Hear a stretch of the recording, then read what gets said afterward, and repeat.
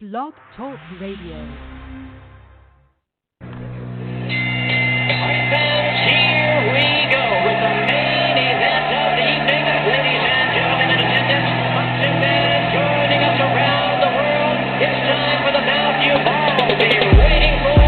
Finally, it is showtime. Here, man, we dedicate our life to this sport. We do thousands of sit-ups in camp. We run hundreds of miles, for the ones that take it serious. And we just dedicate ourselves fully to our craft, man. We watch tape. We have attitude. We rooting, and we go into that fight to lay it on the line.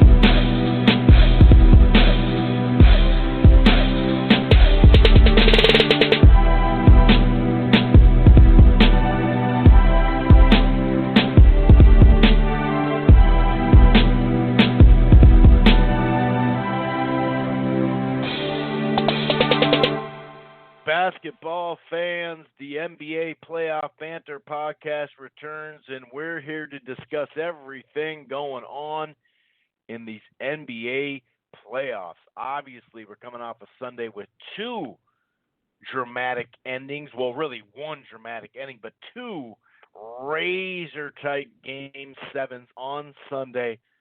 Really glad to be back here talking basketball. I'm Chris, he's Marshall.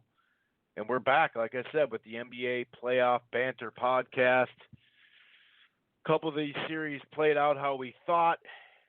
Some of them got there a little strangely, I guess you could say, with the other two series that didn't go Game 7. But wow. I still think that ball is bouncing a couple more times. From yesterday to sink it. Another series clinching last shot from this playoff cycle. You got to love it. Anyway, like I said, we are back, and we're going to preview and predict both conference finals today. Obviously, big matchups coming up, Milwaukee and Toronto. Really excited for that series, and, of course, Golden State and Portland. And maybe on the surface, a lot of people are kind of thinking, hey, Golden State, Houston, that was the final. Not just the conference final, but that could have been the finals. And that's okay. It was an entertaining series. But with Durant not playing in Game 1 and potentially not playing in Game 2, let's not count Portland out just yet as far as extending this series. I keep seeing, Golden State in 5, Golden State in 4, and it's like, it could be. I could see 5, that home court advantage. That sounds about right, but we got to make sure they're able to win Game 1 without Durant. So let's not, we can't just Portland in general. When you look at, and I think both hosts for this show picked Oklahoma City based off an injury in that first round, basically. Had we known that the injury was actually a rotator cuff on the other side of things, maybe we would have picked differently. But a lot of people picked against Portland in that first series, and here they are. And even during that last series against Denver, it looked like, all right, dude, it's finally going to run out on them. Yep, they're up 3-2 now. I think they got them. So we're definitely going to break down. Of course, we got to talk these Game 7s. That's what we'll lead with.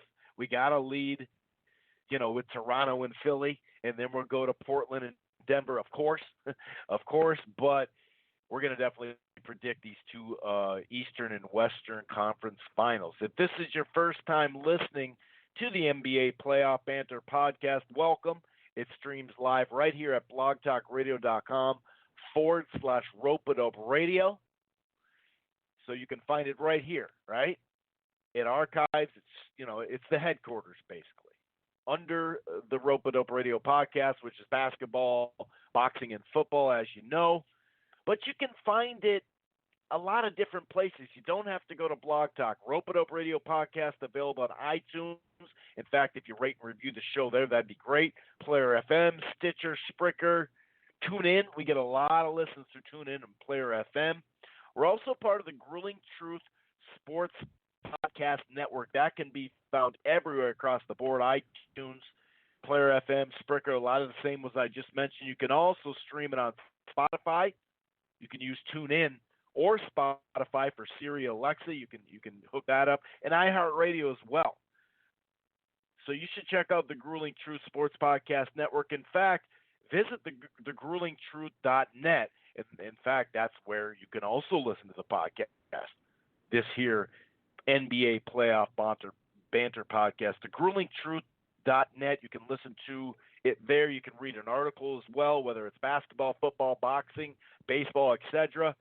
And while you're at it, you can link right to mybookie.ag. They got a great sponsor over there at the gruelingtruth.net. So one more thing real quick. This offer is a limited time offer. The base of what I'm going to tell you is DirecTV Now. If you're cutting the cord or you're thinking about cutting the cord, but you still want a cable package because, after all, the NBA playoffs, ESPN and TNT, right? Not till June will it be on ABC, or at least the finals anyway. So DirecTV Now has a free trial for 7 days. You can try it for free. And when you sign up, the plans start as low as $50 a month. There's no annual contract. They have the cloud DVR. You can stream it anywhere, your smart TV, your smartphone, your tablet.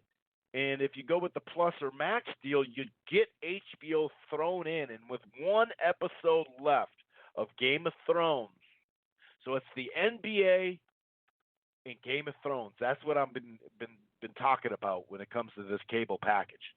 $50 a month, HBO included. And for those boxing fans or just fans of documentaries and shows, it's only $11 for Showtime, by the way. Now, here's the kicker. So that's a deal all by itself. But here's the kicker. If you 4-month prepay, if you prepay for 4 months, DirecTV Now will throw in an Apple TV 4K 5th generation. Now, that's regularly priced at $179. So you figure 4 months, $50, that's $200. You get 4 months of cable, and you also get an Apple TV 4K 5th generation. So something to think about. The second layer to that deal, like I said, is a limited time offer. Something to think about. I'm going to shut up for a little bit and bring in my co-host, see what's going on. What's going on, Marshall? How the hell are you, buddy? I'm having a good day, man. I'm having a good day. It's 2 more full weeks left of school and 1 more half week left. So my summer of golfing and relaxing and just sleeping in is getting very close, very close. Yeah, I bet. Man, you got to be excited. You got to be excited. They're counting down the days. And there's time for us to have a beer over the summer. I mean, I'll be home in Minnesota the first 10 days of June, so things are looking good. The kids are still behaving well, but everyone needs a break at some point. So, but man, I kind of just wanted to go out and have some drinks last night after watching basketball, to be honest with you, brother. I mean, I'm a Golden State fan. That's my number 1 team, but I've always loved Portland. I fell in love with that team when it was Aldridge and Lillard and Wesley Johnson, kind of their old starting 5. And so I kind of liked them. And, as you said, people were a little bit nervous, going into Denver, Game 7, home court advantages, I believe, and don't quote me on this, Chris, but I'm pretty sure I heard a stat over this weekend saying that for NBA Game 7s, the home team winning percentage is like 83 or 84%, which probably sounds pretty close to true. I think that's true. Obviously, in other sports, not quite the home court advantage, I would say, like in baseball or hockey, but basketball, the home court only helps. But, so Portland walks in there, and they won, and then you had an incredible game to cap off the night. The Golden State-Houston game, I would say, was a bigger shock to more people in the whole country than either of those games yesterday. We have a lot of stuff to talk about, my friend. So I guess I'll give you my 2 cents on Philly-Toronto, like you said, and we'll kind of go from there. This should be a hell of a fun show. Well, hang on real quick, just to back up the stat a little bit. The Blazers going on the road. Since 2005, the home teams have won 32. They're 32 and 13 at home, Game 7. So. Oh, okay. And if you stretch out that stat, it's even. It's a lot deeper. So yeah, those Game 5s in obviously Game 7, but the Game 5 is like 80-something odd percent. And, yeah, they definitely pulled something off there. No doubt about that. But I mean, we answered off with the walk off. The walk off. I don't know. Every sport moment will get a nickname. I'm not quite sure what it will be. I mean, something about bouncing on a rim or Kawhi's bounce or something. But the bounce heard all around the world is what I like. I've heard that one. The bounce heard all around the world. I think that's got a nice touch to it. That does. And actually, very quickly before we get on this, you're a huge boxing guy. You've got me into it. Honestly, my favorite part of ever watching boxing with you as a friend was always hearing Harold Letterman. So rest in peace to a guy who took me, who's a regular boxing fan at most, and made me enjoy it. That guy's voice was like perfect for the sport. And I saw, unfortunately, he passed away. And I know, obviously, you probably were sad to hear that too. That guy made like watching sports very enjoyable. So for a guy that was new to boxing, he was one that always made me enjoyable or more fun to watch when I was watching boxing matches with you. Definitely. Good call. Yeah, so for the game, I mean, the first half was just ugly, Chris. I mean, I think Philadelphia scored 13 points in the first 13 minutes of the game. Toronto wasn't doing much better. Second quarter, things got a little bit clicking more offensively, but it still was pretty low scoring. I think it was like 44-40 at halftime, so offenses were still sluggish. I know sometimes great defenses can, make offenses tough, but it was just there wasn't a huge flow to the game, but it was still staying close. And third and fourth quarter, things got fun. I myself was kind of reminded that Kawhi Leonard's still a pretty badass dude. Obviously hiding in Toronto. He took games off this year during the regular season just to stay healthy. They're not on prime time as much as other teams are. It was kind of like, that Kawhi dude still has a whole lot of skill. And you saw that last night because besides a couple of shots where Siakam or Ibaka or Lowry did something, it was pretty much Kawhi has the ball in his hands and he needs to do something for Toronto to score. And he basically did for almost the whole second half. Now, obviously, you got a little help in there, but it kind of turned into just a back-and-forth matchup of Kawhi doing things and then an assortment of Philly players making shots. Butler had a couple moments where he got hot. Redick hit a couple of shots. And Embiid had a couple of moments there. So it kind of turned into a boxing match, I guess you could say, of, going back and forth. No team was really pulling away. But before we get to the big moment, Chris, I'll tell you this, and I'll kind of throw it back to you. I thought one of the huge parts of the game was like near the end of the fourth quarter where it was a close game. Toronto, I believe, had a short lead, and they stalled Philadelphia 3 times in a row where Philadelphia either shot an air ball or had a shot clock violation. And from that moment on, I was kind of like, you know what, I think Toronto's going to win the game. Because it was just, you almost never, ever see, especially in the playoffs or even in a regular season NBA game, where a team that has the assortment of talent Philly has have 3 shot clock possessions in a row. It's like, holy shit, either Philadelphia doesn't have a plan right now, Butler can't take some off the dribble, and B's not getting open. But, man, to see a team locked in like that and to hold a team 3 stops in a row, that was kind of showing me how great of a defensive effort Toronto put in for that game, especially when it really mattered. Yeah, I think you're right. When it really mattered. And even Kawhi, on the surface, 41 points, 39 shots, you kind of take that in a sense, especially when he was really missing. But he got it going in the fourth quarter. And, of course, when you have 41 points, you got it going on. But you know what I mean as far as making shots and making them count. And he found his spots on the court where he likes it, whether it's contested or it's an open shot. You just know there's a handful of spots on the court that's mid-range more than likely that was really key. Here's a moment that really told me something about Toronto, and I also had that confidence down the stretch that they were going to win, although, it's I don't know. It was kind of weird because we don't know what the hell would have happened in overtime. You know what I mean? Oh, sure. Yeah. because they were starting to. It was just kind of weird. But anyway, Toronto got up by what, like 9 or 10 or something like that. The place was going crazy, inside and outside, as we know. And you're like, oh boy, Philly really needs something here. And for them to go on a 14-0 run and be up 55-50, I think at that point, I thought, all right, Toronto, you really need to answer the bell because we know at home. And this is why I picked Philly in the series because, like I said, I did call Toronto in the first game, but I thought they'd lose the 7th game at home, and that's where they'd be the stickler. And when I saw that, I thought, oh, man, well, wait a second, dude. If they keep adding to this score, it could be a problem. And sure enough, a bad turnover could have been 7 or 8 points potentially. Boom, they got right into the game. And, we see this often when a team comes back, and the reason why I'm saying a big comeback, because they scored, I think, 14 or 15 in a row. And in that game, that was a lot of points, you know what I mean?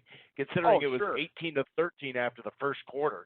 And it also adds to the point of what Leonard did. Throughout the game, I'm looking at the point total. I'm looking at how, he's in the 30s and they're in like 86. And I'm like, Jesus criminy. This dude is just coming in the clutch. But it was pretty close down the stretch. You saw Toronto kind of get a hold of the game, or at least you feel like they're about to get a hold of the game even more.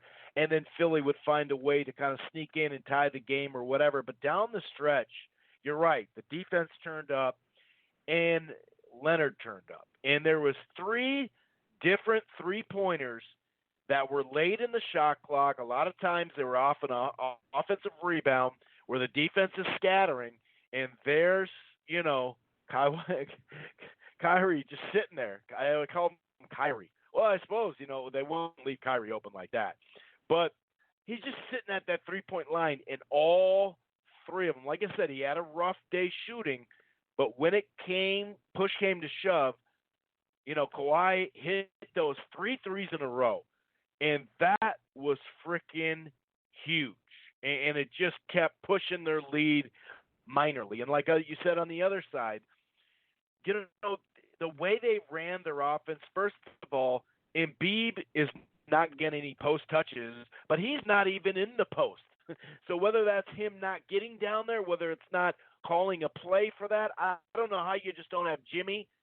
And at that point, Simmons had one good game. Simmons gone out of the series, basically. Yeah, he can defend somewhat, no doubt, or not more than somewhat. He can defend, and we know he can spread the ball a little bit and all that. Of course, he can rebound, big dude.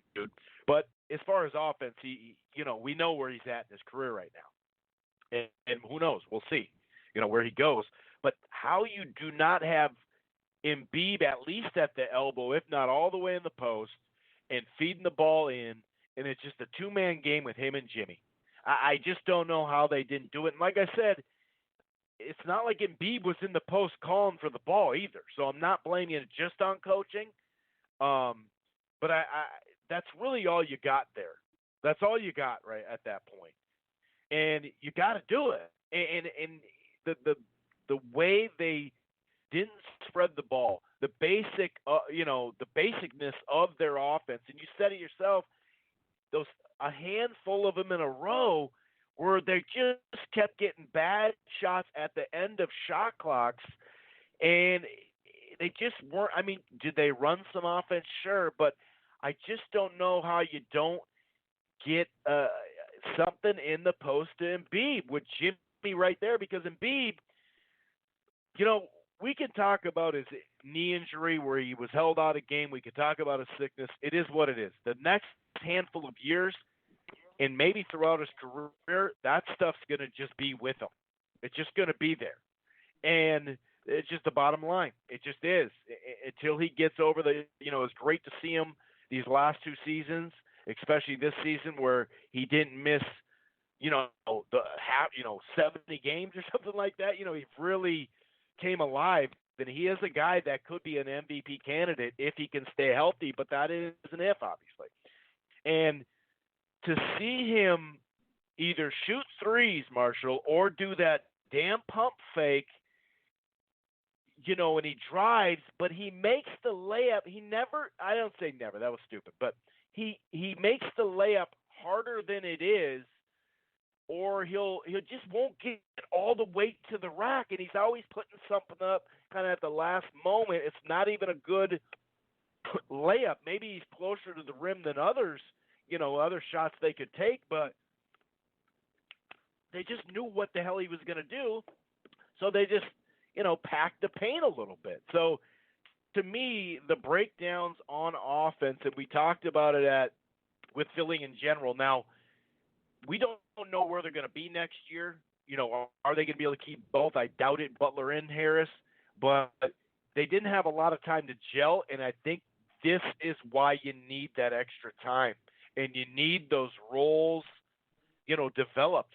And when it was on, it was like, wow, dude. In this series a couple times, I did think Philly was going to win. I picked them to win in Game 7, but I did think they were going to win. But credit to Toronto for keep grinding away. Evan Turner came up with some big, plays down the stretch. Ibaka had a great game, plus 22. And then obviously a tie ball game.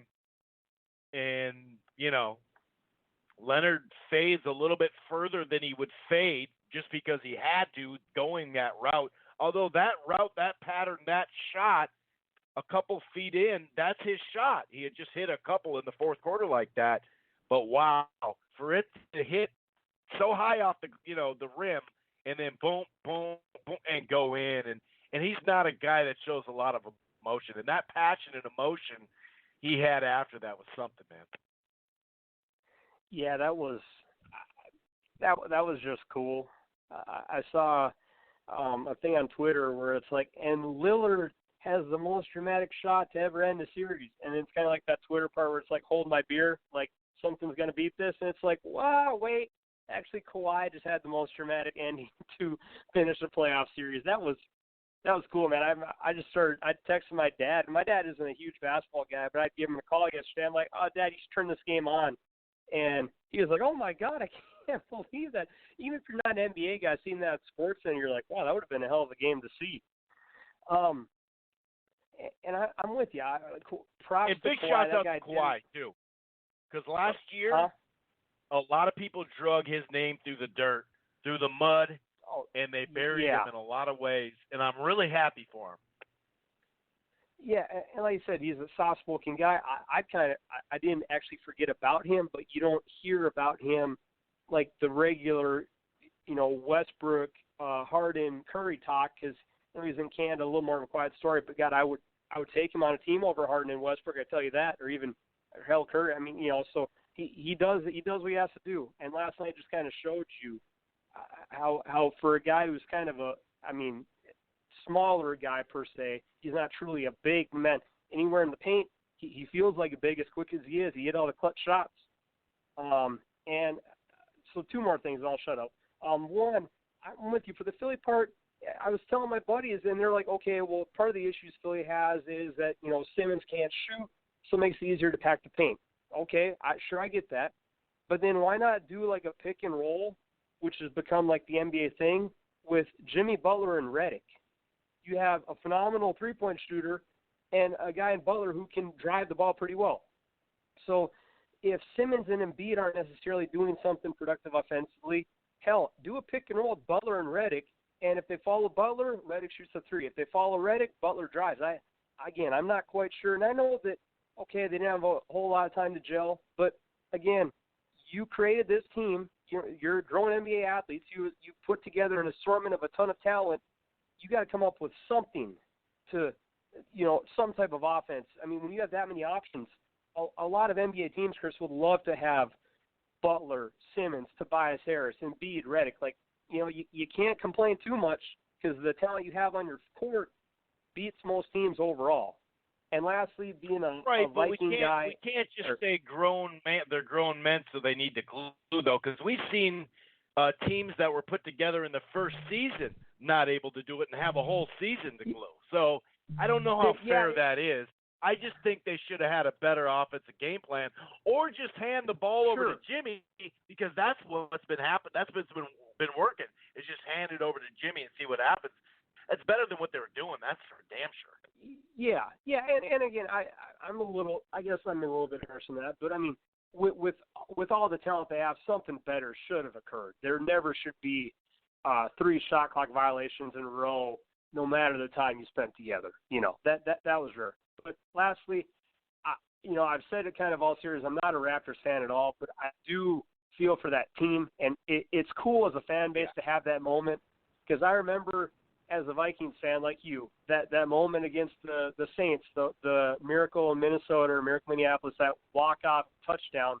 Now, we didn't win the Super Bowl that year, but that was a moment I'll never forget. So even if the Raptors don't win the title, at least those fans who've suffered quite a bit have that now. They have that Minnesota Viking moment. There's that Kawhi bounce around the world, whatever it's going to be called, to have that moment. And that's literally why you love sports.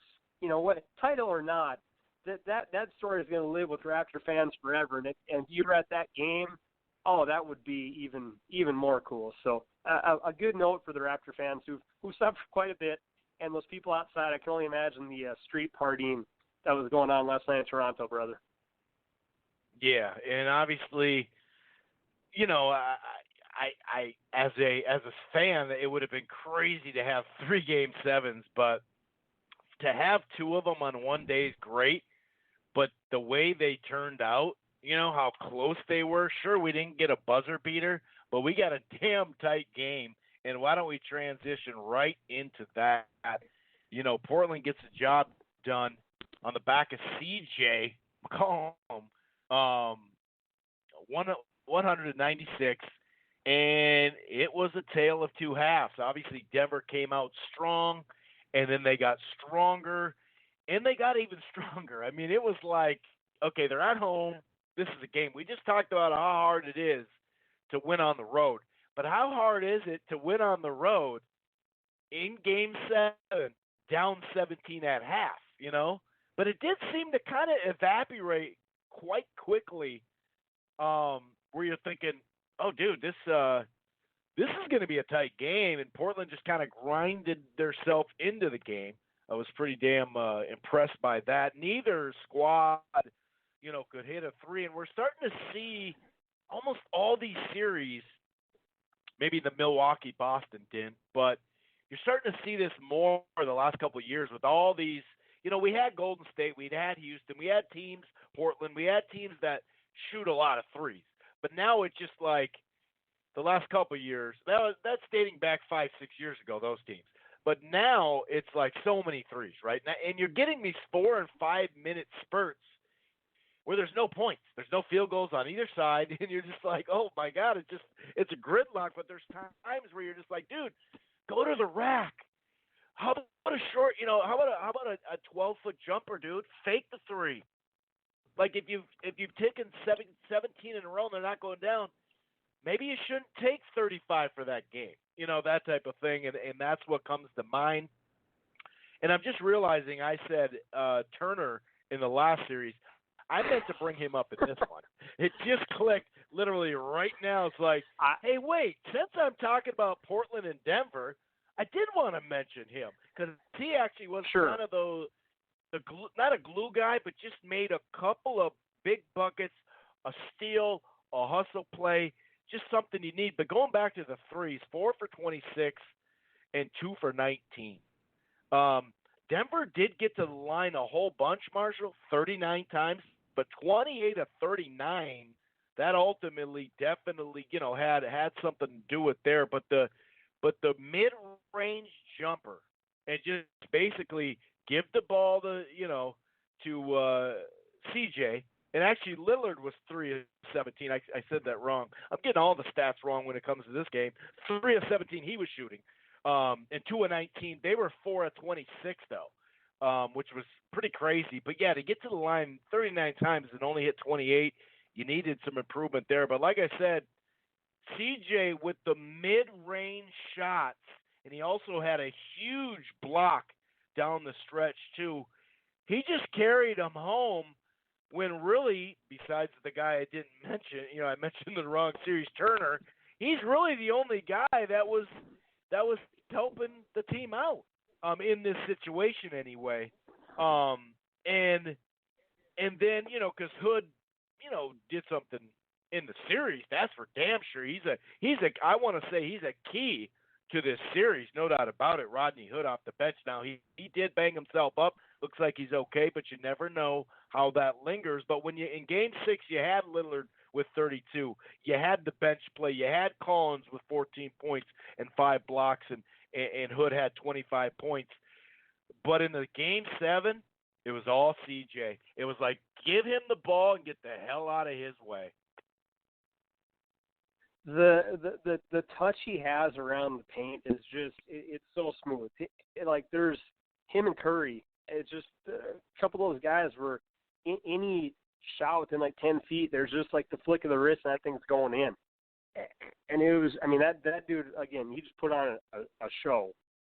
You know, he had the step back jumper that pretty much iced it. I mean, he was their main offensive support, and that's the kind of cool thing about that team. And I know you remember we talked about this a while ago, and this was 3 or 4 years ago, but pretty much every NBA analyst or beat writer or ESPN person said that you'll never, ever win with those guys in the same backcourt. And that was like a trending thing for years. It's like Lillard and McCollum can't do it together. They're too small. They're too bad at defense, blah, blah, blah.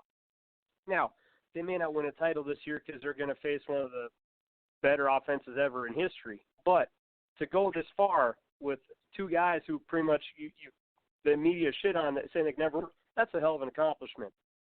And the reason I continuously say that Stotts is a top 3 coach in the NBA behind Popovich is, I mean, he literally he pieced together an incredible game from his bench. Because you said Lillard was cold, Hood was, you know, he was having an okay game. Then his knee got jacked up and he had to leave. And so then you get, you know, Evan Turner, who didn't score a single point in the first 5 games of the series, and then Collins for Portland just kind of had a breakout series. Collins had a hell of a game. Obviously, McCollum was number 1 star, but Collins, that dude played good defense on Jokic. He hit a ton of shots. He kind of won the hustle award for the team. It's kind of crazy to think that a bunch of essentially no-namers for Portland kind of helped them win the game. And I will say it's, you know, it's tough to say, okay, you know, Philly's gelling process together. Is it fair to say, you know, what did they have time to really grow as a group? You know, go back and forth on that. But Denver, there's no excuse. That team has been put together for a while. They've had the same coach. There was no crazy acquisitions. And Chris, from about the third quarter, half on, or I should say halfway through the third quarter and 10 in the game, Denver's offense was just shit. It literally, there was a couple options. It was Murray shoots a 3, or we find Jokic in the post, and he does a little baby hook, and you miss about 3 or 4 in a row. But that was pretty much it. And I'm not saying that Portland doesn't play good defense, but there was no sense of any type of play calls at all. I mean, again, I'll give the Raptors are a hell of a defensive team. With Portland, they had no one that could really guard Jokic or Millsap for the whole series. So for your offense to pretty much disappear, it really blew my mind. I was pretty nervous. I was sure for Portland.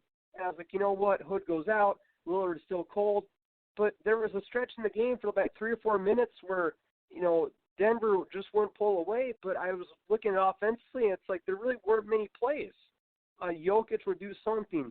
Murray would try to come off the screen and hit a 3, but there wasn't much else to their deal. And that's a team who was at home and had killed Portland in the boards all year.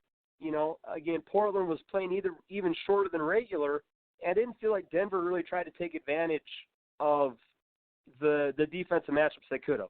You know, Millsap had killed them all year, or all series. Jokic had no one that could guard him, but they didn't really do it. So I was kind of surprised with Denver's offense faulting down the stretch. And, of course, when it came down to the very stretch, Lillard had that nice steal. He got the ball back for a 3. McCollum had ice in his veins. They got it done. But I will rip Denver's offense. I know the score was pretty close in the game, obviously, but they just seemed like they got stale on offense there and didn't really get into a rhythm and didn't let one player get hot, kind of like McCollum was for Portland. Yeah. You know, I really think the theme on all these series if you look at it offensively, is which team moved the ball more. They all have some guys that could take over. They all have guys that could take over. They all are. I mean, they're here. We were so excited about these semifinal matchups, and they were awesome. They were awesome, and it was actually quite fun. And we'll get to them in a little bit, the other two, real quick, and then we'll break this stuff down. But that's the biggest thing is the ball movement, because once you get the ball movement, then the Currys, then the Giannis's, they can take it off the dribble. And that's where you got Butler, too. And even Simmons at that point, because he can take it off the rack. But ball movement, that's what it is, man. That's the key. If you look at all four teams that won the series, they all moved the ball a lot better than the other team. And I really think that's what it came down to. That's what it seemed like. I mean, sure, we've highlighted some mistakes, and some things where you're like, they should have done this better. They could have done that better. You're right, Denver. Just there wasn't an excuse. And I remember talking about this in the last show where, Jaric would get his guys open shots, but when he would pass them and then he would be open for like a second or two, no pass back to him. And it's like, dude, that's part of it, because then if he's only passing, then all of a sudden he's not as much of a threat, the other way. And they can start to get used to what you're doing. You know what I mean? So that's not I guess that's the easiest way to say all four series came down to ball movement, because they all have stars. You know what I mean? They really do.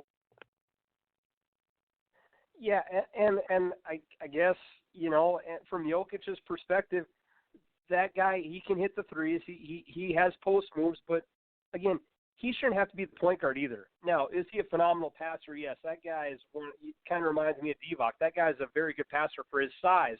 But as you just said, to kind of wrap this point up, he was kind of the one running the show.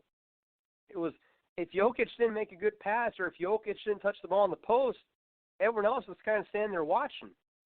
And I get that you base an offense around your best player, but Murray's a guy who, in the series against against San Antonio and now Portland, some games he was super hot, some games he was just kind of, I mean, the guy's a hell of a free throw shooter. He didn't miss a free throw in the whole freaking Blast-O-Scene, but again, you shouldn't need a 7-footer being your point guard and your passer and your scorer. Again, I'm with you, Chris. The ball movement was just, it wasn't there. And the one, I'll quit bragging about Portland, but my one last point is, notice in the playoffs, like, one of them has kind of been hot every other game, whether it be Lillard or McCollum. Some games they've been good, but there's been games in the playoffs where one's hot, one's cold, but I think they kind of feed off each other, like, because they were talking about it in the post game. It's like, well, I was having a rough night, and so I kind of let CJ do the thing. And there's been games where Lillard was doing the thing. It is kind of fun to watch two guards. Now they're about to play against some guards who are just as talented or even more. But happy for Portland. Denver, I mean, I don't think there's any reason to, make drastic changes, but maybe try to get a little more help for Jokic, because that guy appears to have all the tools you need to kind of build around your team. But someone else needs to help that poor guy out, Chris, when it really matters. Yeah, I agree. I definitely agree. And, I can relate at times with a big guy like KG having to run the freaking offense. And it's just like, guys, sure, there's got to be a better way. You can't. He's bringing the damn ball up, and then this is back in the day when you'd actually post up. So not only would he have to get the ball up, he'd have to go down in the post really quick and get the ball too. So it's just like, it was just so random. At least it is a little bit different where you have more shooters, nowadays. So that it can be at the elbow or whatever, top of the key. It doesn't have to be all the way post up or whatever. And we're talking about that with Embiid as well. We don't mean he has to go all the way down the block every single time down. But both those guys, obviously, Jaric is even better passer than Embiid, but both of them are just headsy players when it comes down to it. But yeah, I agree. Just needed more help, and they just didn't finish it off that well at all. And it's kind of crazy because last year Portland got swept out of the second round, right? And Denver didn't make the playoffs. last year. They were 1 game short. Now, obviously, 1 game short can be misleading because there were 2 games short or 3 games short of being the 3rd seed. You know what I mean? So Yeah. that was misleading 2 years ago, not this year, but last year. But it is kind of crazy how we've seen these jumps. And it'll be interesting to see because, remember, years ago, Portland made a jump. Then, their starting lineup was different. They took their bumps and bruises, no doubt about it. And now here they are, withstanding some of that and maybe just getting, much like Houston did 2 years ago, 3 years ago, started adding just complete role players to their team. Completely role. Like, you have this role, we want you to do 1 or 2 things, and that is it. And here they are in the conference finals. And you look at Utah. Remember, Utah had that good feeling from last year's playoffs, and then this year it's like, not so much. So it'll be really interesting to see, and it gives me some hope as a Minnesota Timberwolves fan as well, as long as we can stay healthy, unlike this last year. But let's wrap up these other 2 series pretty damn quick because, we really got to get here. We're kind of deep in this. We really got to get to these predictions. As far as, it was awesome. Talk about ball movement. The ball movement that Milwaukee had, when you're moving that ball, they started knocking those threes down. And when that defense is on the move, you might as well just give up against Giannis. If you got that defense moving, it's over, dude. You can barely contain him anyway. He has a weakness shooting outside. But other than that, the guy's a stud. And hopefully that comes around, and that will put him in the MVP all the way, period. But to get that defense moving, and you see, we were talking about how offense, just no creativity, just no ball movement. And, let's just go back to this.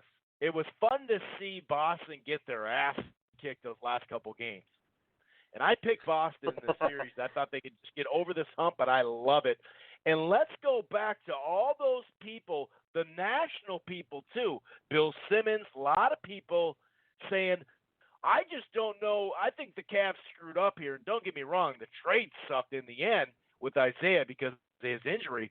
But remember, they said you didn't have to trade him. You didn't have to trade him, even though he had 2 years on his deal and he wasn't talking to people during the finals in the locker room.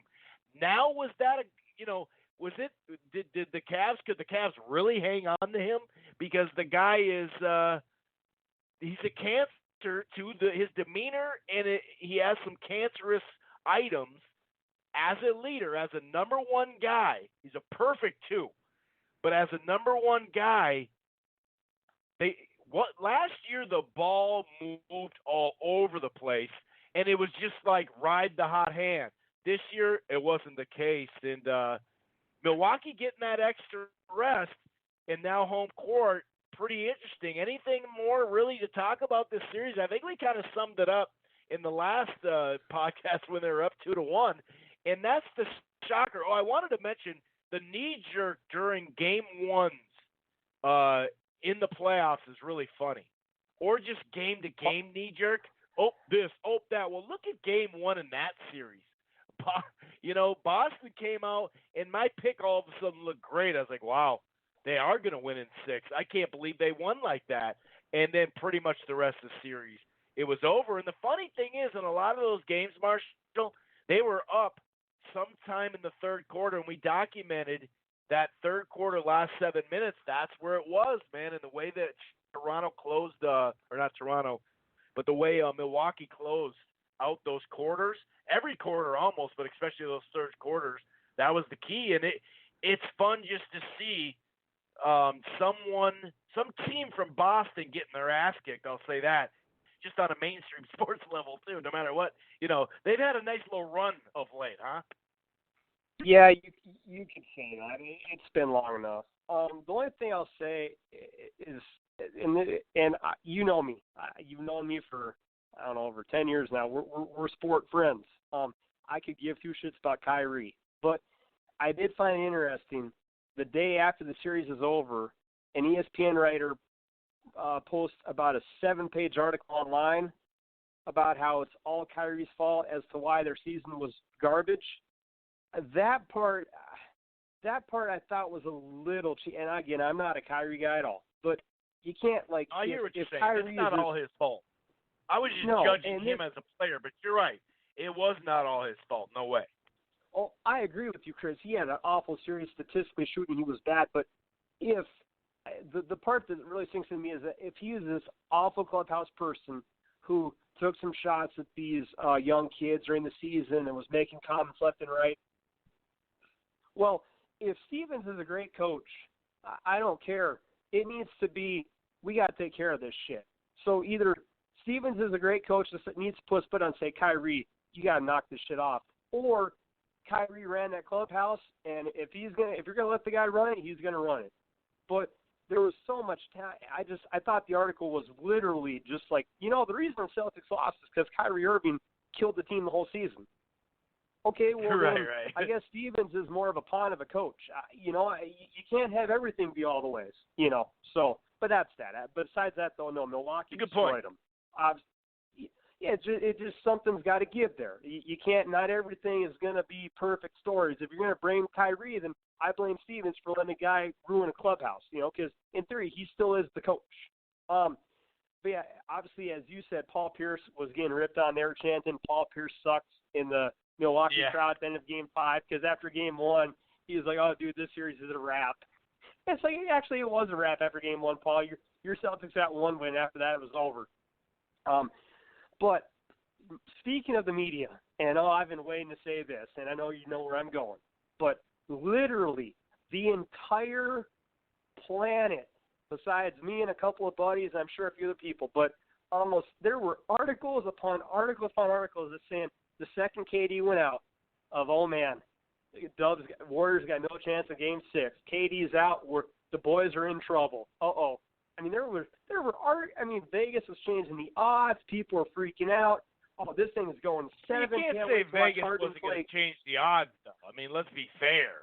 I mean, they're going to change the odds a little bit. But true, yeah, I know what you're saying. True.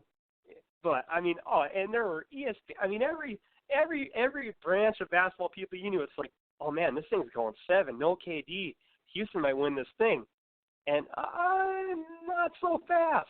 Now, am I a KD guy? No. Has he helped our team incredibly? Yes. Is he one of the best scorers? Yes. But this is still a pretty damn good team that when it's Curry, Clay, Iguodala, and Dre, kind of the old school boys before KD was there, those boys ain't that bad. They were a 7-point underdog in Houston, and you kind of saw the glimpses, and I say this honestly, the ball moves more with him off the court. Okay, now, can you really slap a guy that scores 35 points a game? No. But it was kind of that old school, like, okay, Clay's going to do his thing. Iguodala's going to do his thing. Draymond did his thing. And it was just kind of cool to win because, I mean, the whole media, no one thought the Warriors had a chance in hell of winning that game. And they went in there to Houston. And Klay Thompson had a steady game from the start. Curry scores 0 points in the first half and drops 33 in the second half.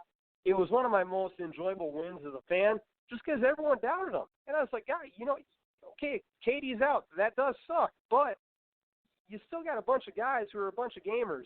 And Steph turned it on. So it was just a nice victory. And even if it goes to 7, you got the home court, too. You know what I mean? So it's not like the series is over. You get to go home, Yeah. So it's how our media's become. It was just over the top of, well, KD's out now. But end of Game 5, Harden had a chance to step up, but Clay and Curry did their part. Game 6, Clay and Curry again. And again, Iguodala, that dude is I'll stop here quick. I don't want to go on Bowers too much. But that guy has been the perfect piece.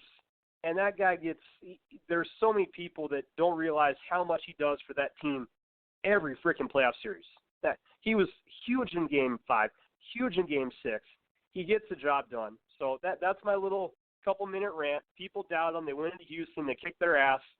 And Harden, again, I'm not the biggest. I kind of like him more than others, and I'm not the biggest hater on him. But he's been getting some shit because, again, he didn't quite step up when his team needed him to. I think a lot of people thought, Chris, that he was going to win Game 6 at home.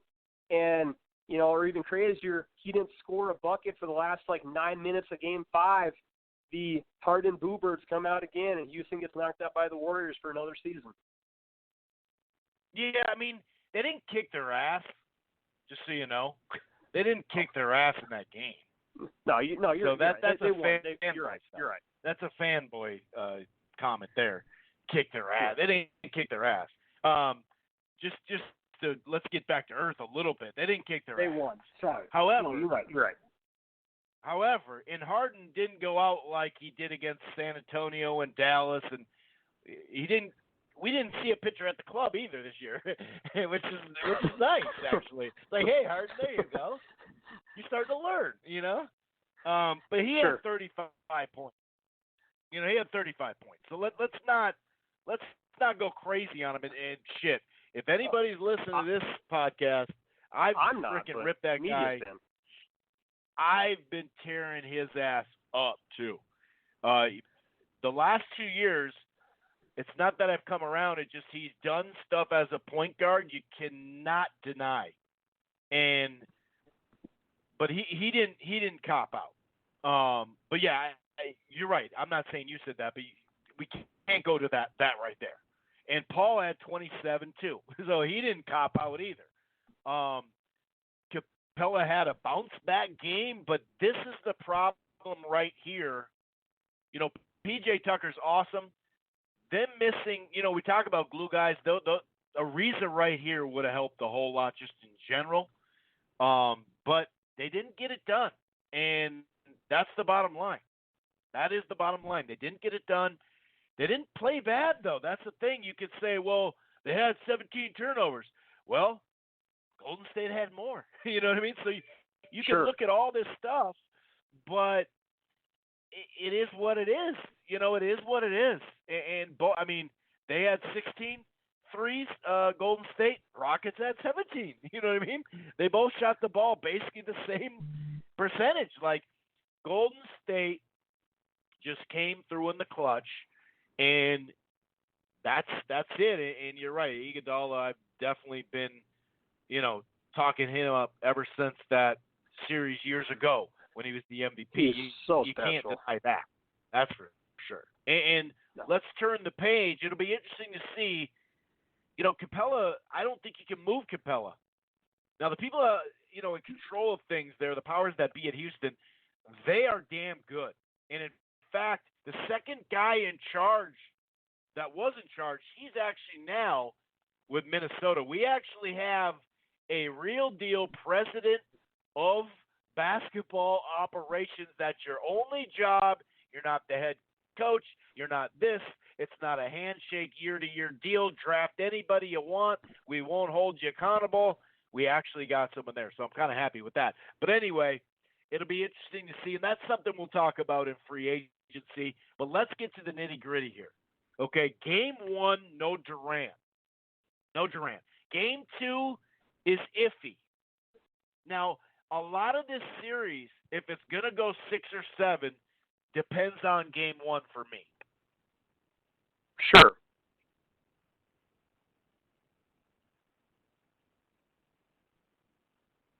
Are you there? Okay. Yeah. Well, I mean, it's your squad. I'm letting you preach you. Oh, sorry. Okay. I thought you were going to keep going. I'm good. Okay, issues in this series I'm going to love this too because it's my two favorite teams.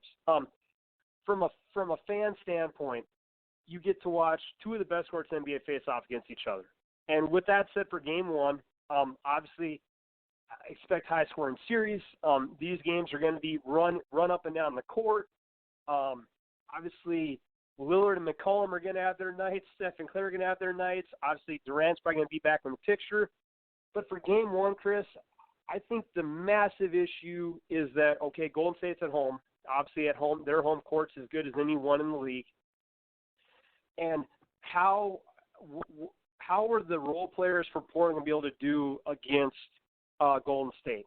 Okay, Collins had a phenomenal series, like I said, against Denver. But Hood is, doubtful or probable for Game 1. Not sure it's hyperextended knee. These guys have been stepping up to win series for Portland so far against Oklahoma City and Denver, but you're now having to bring up your style of level of competition to another degree. Okay, Lillard and McCollum can easily both drop 30 on Golden State, but that doesn't guarantee them a win against Golden State because Steph and Clay might do the same thing. So I guess what I want to see is who's going to be the third player that's really going to do something. I mean, can Collins and Hood, if he comes back healthy, be that extra piece? And especially if Hood's dinged up and Cantor's been down that sore shoulder, I'm not sure if with the bodies and the health, I'm not sure how Portland might be able to win a game until they go back home. I think the bench is too short. And again, if you want to get into a run against situation like Portland loves to do, you're kind of playing into Golden State's favorite there. What do you think about Game 1? Yeah, I mean, I don't know what's going to happen per se.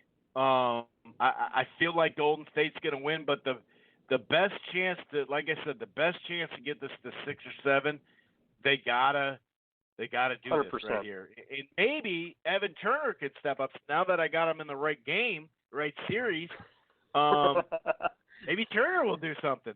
You know, you're not even talking about the Curry versus Curry matchup. I mean, this is what it's all about. Brother versus brother. You want to talk about a guy who's going to come off the bench and be a key guy. I mean, there's your guy right there. There's your guy, Curry. He's going to hit 4 threes all in the fourth quarter, all in his brother's face because someone will have a foul problem. No, I'm just kidding. Yeah, like I said, if they don't win Game 1, I think Golden State will win Game 1, but if they don't, then this is a 6 or 7 series, like I said. I like Golden State, though. Anywhere from, 5 to 6. I got to see Game 1. It's tough for me to tell off that. But, of course, I like Golden State to win this puppy. Yeah, I think the one issue you got, Chris, is that Portland doesn't quite have, a Clint Capella and a P.J. Tucker. I mean, I guess you can say you got Evan Turner and Collins, but the biggest thing Golden State did to win that series against Houston at the end of the game when it mattered was a pick and roll with Draymond and Steph. And if you're Portland, who's going to be the guys that defend that? I mean, are you going to have Lillard and McCollum, who, again, they've improved defensively, but, okay, so Lillard and McCollum's probably going to beat up the dribble, and you're going to have Cantor or Collins try to guard Draymond. I just think there's too many defensive issues for, obviously, Portland. I don't think their bench can be quite as productive because Golden State's another level up from who they've played. But it wouldn't surprise me for Portland to win a game at home. I hope these are games. This could be fun style of ball. Every time they play over the last couple of years, it's been fun to watch. Last couple of years, it's been a fun series to watch. Him and, absolutely. Lillard and Curry have been really fun to watch in this one. Yeah, you got, and then you got Clay and McCollum. I mean, there's going to be a lot of points scored. It should be a ton of fun. I just think the depth of the bench is the biggest issue for Portland. Obviously, if Durant does come back, that's another piece for Portland's defense to have to deal with. But, again, big picture, no one thought they'd get there. Now you're kind of playing with house's money. And who's to say Lillard can't drop 50 on a night or McCollum can't do that in Portland and win a game or two at home? I just think there's too many issues for them to deal with Golden State. And I haven't mentioned his name yet, but Draymond's been playing out of his freaking mind. I read an article that he lost a bunch of weight for the playoffs. I know that dude has his moments where he pisses off Kerr and pisses off fans, and he does his own thing. But that dude's just been on a tear for filling up all the stat sheets. So I think I will take Golden State. I don't know, 5 is a trendy pick. I'll take them in 6. I think Portland finds a way to get a little magic and Lillard does something special, but I'll take Golden State to wrap it up in 6. And now we transition to which should be a more competitive series, I would believe. I think Vegas would say the same thing to the teams who had the most wins in the NBA this year. You have Toronto coming off an emotional high against Milwaukee. Obviously, Milwaukee is the 1 seed. They had a better record. They have the home court. They have the best player in the series. But then I would say number 2 is definitely wearing the Raptors jersey named Kawhi Leonard. These are 2 teams who are incredible defensively, very damn good defensively. That's the main reason they're probably where they are. Definitely. Again, Milwaukee has done a great job of packing the paint this year. They are the best rim protecting team in the league. And obviously that's kind of led to where they are now at this point. I think this series should be pretty fun and competitive. Again, I don't know the teams nearly as much as I can rattle on about Portland and Golden State. Obviously, if you're Toronto, you're going off a ton of momentum. I don't think there's going to be a hangover from Game 7. I think that, hell, from what just happened, now you have even more confidence in the world to try to go to win this series.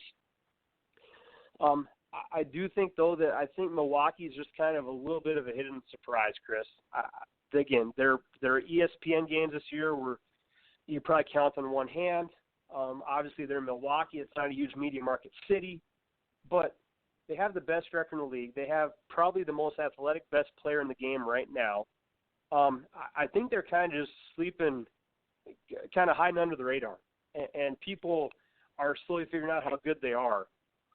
Because as you mentioned, not a whole lot of people picked them to kick the crap out of Boston.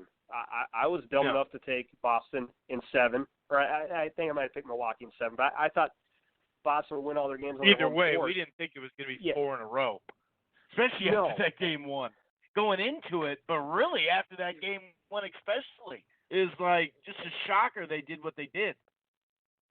Yeah, and what scares me, I guess, is that Lowry has his moments where he's not always Mr. Reliable in the playoffs.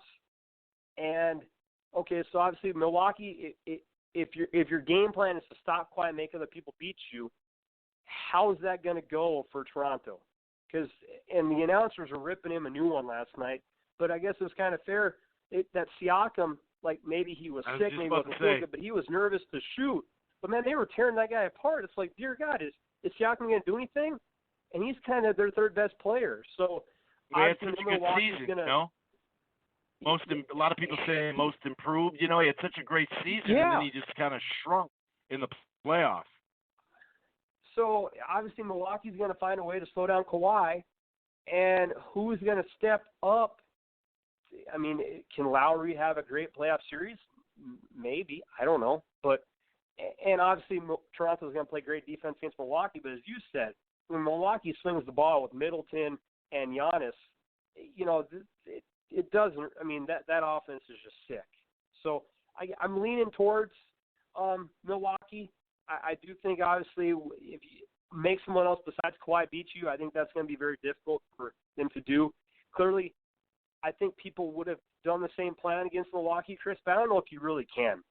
As good as they pass the ball, if your game plan is to say, okay, let's slow down the Greek Freak, A, that's super hard to do, and B, if you want to double team him, they're so efficient passing the ball, you can double team the guy, but they're going to make you pay for it with whoever's open he swings the ball to. Yep. And that's what makes this hard series for me to think that Toronto can win. So what's your pick? I'll take Toronto. No, excuse me. I'll take Milwaukee in 5. I think that I was dumb to not pick them more aggressively last series. So I think they'll continue to roll, and I think they will move on to the finals. So I'll take the Bucks in 5. I think I'm going 6 or 7. I wouldn't be shocked at 7, but either way, I got them winning because that's home court anyway. Couple of things, though. You brought up a variety of good points for Toronto. Some of these players have had some experience, this deep in the playoffs. But Milwaukee as a team has still got to go through it, no doubt about it. Fair. Gasol, Ibaka, Leonard, Green. They have some playoff caliber guys, as we know. And also, to start the series on the road the first 2 games, if you look at their track record, they're pretty comfortable with that part. They can win on the road, Marshall. That's true. That is very true. They're a lot more comfortable on the road, it seems. So I wouldn't be shocked if 1, 2, or 5. And in fact, I don't think they'll be hungover. I agree, but I think they'll be tired. I mean, it's nice Fair. to get that extra day. Portland doesn't get that extra day. Go figure. But they didn't get that extra day. They got to go every other day, and they're on the road. Go ahead, you're right in with Golden State. Now, at least you don't have to play with Durant, so that gives you a little, favor too. But Sure. the whole thing about Leonard, well, they got a Leonard container, and not only do they have a Leonard container in Giannis, Leonard has to worry about chasing him around. So he's gonna. You think he's got a lot on his plate right now? Because he has. He carried him in that last game. He's going to have to do that much more on defense. And I'm not saying he didn't do a good job against Butler at times. They did have him on Simmons for a chunk of the time too. But I just think they have enough playoff experience to make this thing a little bit more interesting than 5 games. So I'm going 6 or 7. I'm very confident though, as much as you. I just think 1, 2, or 5, I see Toronto actually winning because for some odd reason, they're comfortable on the road. Any last words before we get out of here? We should shut this thing down. Some news that shook me, and I'm really happy as a Gopher basketball fan. Beeline to the Cavs. Holy cow. Yeah. I did not see that, and I'm a happy camper. As long as our coach doesn't go there, then that would really suck, and I'd be really pissed. But, wow, that's a shocker. But anything else you want to wrap up? But I couldn't believe that, to be honest with you. I was pretty surprised. Now, I know we're going to do a free agent show, but I do hope that now that we've actually truly enjoyed an Eastern Conference playoff series of basketball, I hope that, Butler and Kawhi stay. Again, who knows what's going to happen, but it's been nice to actually have make some predictions and, get gut calls and be wrong. Nobody go to the West. Free agents, please don't go to the West. Please. Just only add to the East, like Durant and Kyrie to the Knicks, or you know what I mean? We need to continue to beef up this East. That's a great call, dude. No more West. The West has got some squads. Leave them alone. Go back to the East, please. Stay. I mean, Kyrie's joining LeBron. I'd say I would bet a lot of money on that. But besides that, Kawhi, Butler, make the East a little more enjoyable.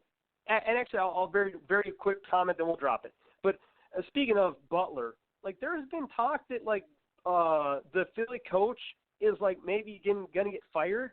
That dude went through a ton of shit. He went through the part where the team was being bad on purpose. You now assemble him a bunch of people, and now there's talk that since he didn't reach the finals or something like that, he might be fired. If I'm Brett Brown, and dude, if you want to fire me, then honestly, go ahead. I mean, I went through all the shit. We've won I saw a stat we were doing our show first time in since I was born in '84 that Phillies had consecutive 50-win seasons. Right, I ain't a Philly guy, but why? What is he doing? Still, yeah. What more was he supposed to do to frickin', that'd be stupid. Now again, NBA coaches ripped him. We obviously ripped him on his offense at the end of in the fourth quarter, no doubt about it. But yeah, I hear you, dude. I hear you. Yeah, and that's a small sample size of Game 7 on the road. I thought you should have done better, but big picture, I mean, that dude went through years where you were doing your best to win 12 games a year. So now that the dude's got everything put together, and the GM was like, it's finals or bust. It's damn, man. Rookies alone. The redshirt rookies alone is tough enough to have to go through. Oh, we got this great rookie, but he's not coming until next year. I mean, he's going to be on the team, but he's not going to see a minute. Yeah. So, hey, for all the crazy shit the Sacramento Kings do, maybe they could use Brett Brown. I don't know. Hell, they fire a new coach every bleeping year. But yeah. So hopefully the East stays fun, man, because it's been all the other shows we've done before. It's always well, Chris, how many games is LeBron going to lose in the Eastern Conference playoffs? 1, 2, 3 most. Okay, who are they going to play in the finals? That's been our show, so it's been fun to break down different parts. Yeah, it's basically been like all the rest of the people on the court just watching LeBron. Okay, well, this could be – at least I get a good front row seat of watching LeBron get these triple-doubles on us. Well, and with that said, we will be doing a show Probably midway through these series. Again, I think they're going to go a little quicker than hopefully, but I wouldn't mind being wrong. Obviously, I would enjoy seeing Golden State win, but if these somehow both go 7, that'd be sweet. If either of these go 7. But Chris and I will do a show to kind of break down how the series are going.